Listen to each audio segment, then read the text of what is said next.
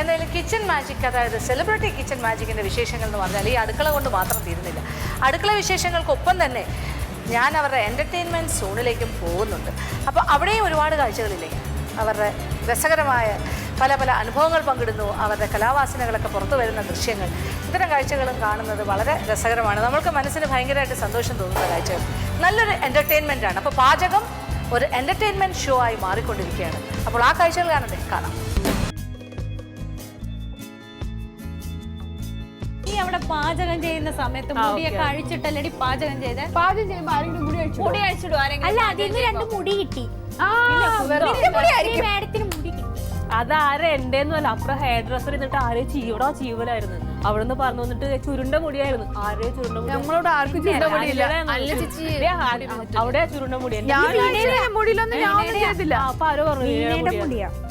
അയ്യേ, എന്ത് ബോറല്ല ഇതല്ല. പ്രേക്ഷകർ കേട്ട് എന്ത് വിചാരിക്കും? പക്ഷെ നമ്മളെ പറ്റിയൊക്കെ ഒരു ധാരണയുണ്ട്.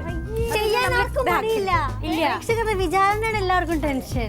എന്തായാലും കുറെ നാൾക്ക് ശേഷം നമ്മൾ അധ്വാനിച്ചല്ലോ അല്ലേ? എന്തായാലും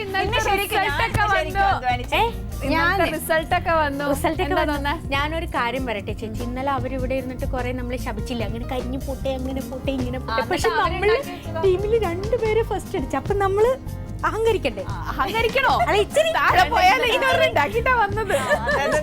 ഞാനിത് ഉണ്ടാക്കിയതില് ഞാൻ സാറ്റിസ്ഫൈഡ് ആണ്. ഇനി ചേച്ചി പറയണം അത് എങ്ങനെയാണെന്നുള്ളത്. അല്ല, എനിക്കത് ഇഷ്ടപ്പെട്ടു കേട്ടോ, കണ്ട് നല്ല ടേസ്റ്റ് ചെയ്യാൻ തന്നില്ല. ഒരു തൊട്ടടുത്ത് നിൽക്കുന്നേ. അല്ല, ഞാൻ 4 ഐറ്റം ഉണ്ടാക്കി.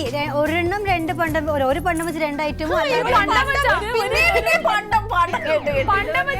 നമ്മുടെ നാട്ടിലും നമ്മൾ ഹിന്ദിയിലൊക്കെ പറയും മസാല എന്ന് പറയും, മലയാളത്തിൽ അതിനെ ഇരിക്കും പക്ഷെ തലശ്ശേരി പോയ പണ്ടം, ഞാൻ പിണ്ടം പിണ്ടോന്നാ പറഞ്ഞോണ്ടിരുന്നത്. അത് ഞാൻ പിണ്ടോ എനിക്കറിയില്ല. പിന്നെ എനിക്ക് ഒരു കാര്യം തീരെ ഇഷ്ടപ്പെട്ടില്ല കേട്ടോ. ഇന്നലെ എന്തായിരുന്നു അറിയോ, ഞാൻ ഇന്നലെ എന്റെ കുക്കിംഗ് ഒക്കെ കഴിഞ്ഞ് ഞാനിങ്ങനെ എല്ലാ സ്ഥലത്തും റൗണ്ട് അടിച്ച ഞാനൊരു ലക്ഷ്മി ചേച്ചിയെ പോലെ ഒന്ന് ട്രയൽ നടത്തി നോക്കിയതാ. എന്നിട്ട് പോയി നോക്കിയപ്പോ കണ്ട എന്താ അറിയോ, പിന്നെ വീണയുടെ ഈ ഉള്ളിവട ചെയ്യുന്ന സംഭവത്തിലേക്കാണ്. അവളെ ഫുൾ വെള്ളം പോലെ കിടക്കുമായിരുന്നു. പക്ഷെ അതൊക്കെ കഴിഞ്ഞ് പിന്നെ എങ്ങനെയാണെന്ന് അറിയില്ല, ഫസ്റ്റ് എന്താ കിട്ടിയതിന്റെ കാര്യത്തില് വീണയ്ക്ക് ഉണ്ടായിരുന്നു അല്ലേ? വീണയ്ക്ക് പക്ഷെ വീണയുടെ പനീർ ബോണ്ട നല്ലായിരുന്നു. ബോണ്ടയുടെ നല്ല രസമുണ്ടായിരുന്നു. വീണയ്ക്ക് തന്നെ കോൺഫിഡൻസ് ഇല്ലായിരുന്നു പനീർ ബോണ്ട. കാരണം വീണന്റെ അടുത്ത് പറയുകയും ചെയ്ത് ഉള്ളില് ഭയങ്കര പുളിയാണ് ചേച്ചി എന്ന് പറഞ്ഞു. ശരിയാ, ഞാനും കഴിച്ചു നോക്കിയപ്പോ അതൊക്കെ കഴിഞ്ഞ് പിന്നെ എന്താ അവിടെ മറിമായം സംഭവിച്ചതെന്ന് എനിക്കറിയില്ല. സാരല്ല, എല്ലാവർക്കും വീണ ലക്ഷ്മി ചേച്ചിനെ സ്വാധീനിച്ചോ? ലക്ഷ്മി ചേച്ചി വന്നപ്പോ തന്നെ വീണ പറഞ്ഞത് ഓർമ്മയുണ്ടോ? എന്താ പറഞ്ഞത്? ഓർത്തു ലക്ഷ്മി ചേച്ചി കണ്ട പ്രായം തോന്നിയേയില്ല.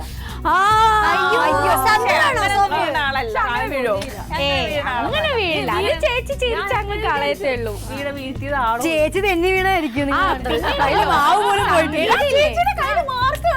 എന്നിട്ട് ചോദിക്കും ചിലപ്പോ വീണതാ. അപ്പൊ പോയ കണ്ടസ്റ്റൻസ് ആരോ പറ്റിച്ച പണിയാവാ. സംഭവിച്ചായിരിക്കും. കയ്യില് മാവ് പോലും പോയിട്ടില്ല. പിന്നെ സംഗീതയാണ് മിടുക്കി. കാരണം മാവ് അപ്പുറത്തുനിന്നൊക്കെ കട്ടെടുത്തു ഉണ്ടാക്കി ഞാൻ അടുത്തുണ്ടായിരുന്നേ. അവിടെ ചെന്നപ്പോ ഇങ്ങനെ ഉരുട്ടിയിട്ട്, പക്ഷെ അതിന് തീരെ മസാല ഉപ്പും ഒന്നും ഉണ്ടായിരുന്നില്ല, മസാല ഉണ്ടായിരുന്നില്ല അകത്തുള്ളതിന്. പക്ഷെ എന്നിട്ട് ഉരുട്ടിയിട്ട് അതിൽ മുക്കി പൊരിച്ചതെല്ലാം ഇങ്ങനെ പൊടിഞ്ഞിട്ട് ആ മാവിന്റെ അകത്തേക്ക് തന്നെ വീണ് പിന്നെ ആ മാവ് ഉപയോഗിക്കാൻ പറ്റാതെ. അല്ല, പക്ഷെ ചേച്ചി ഹെൽപ്പ് ചെയ്യാൻ പോയല്ലോ, അതൊരു നല്ല കാര്യമാണ്. അത് ഫസ്റ്റ് റൗണ്ട് ആയതുകൊണ്ട് കേട്ടോ, ഫസ്റ്റ് റൗണ്ട് ആയതുകൊണ്ട് ഹെൽപ്പ് ചെയ്ത്.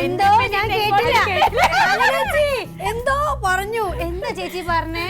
മനസ്സിൽ കുശുമ്പുണ്ടേലും പോയി ഹെൽപ്പ് ചെയ്തല്ലോ. അടുത്ത് ചെന്നപ്പോ ക്യാമറ ആണെങ്കിൽ ഓൺ ആയിരുന്നു. പിന്നെ ചേച്ചി ഒന്ന് ഹെൽപ്പ് ചെയ്യുമോന്ന് നോക്കിയപ്പോ പിന്നെ എന്താ പറ്റില്ല എന്ന് പറയാൻ പറ്റില്ലല്ലോ. നമ്മൾ അങ്ങനെയൊക്കെ ചെയ്യും. അങ്ങനെ ചെയ്തു കൊടുത്തോട്ടോ, അല്ലാണ്ട് സ്നേഹം ഉണ്ടായിട്ടൊന്നല്ല. ക്യാമറ മാത്രമാണ്, വേറെ ഒന്നിനും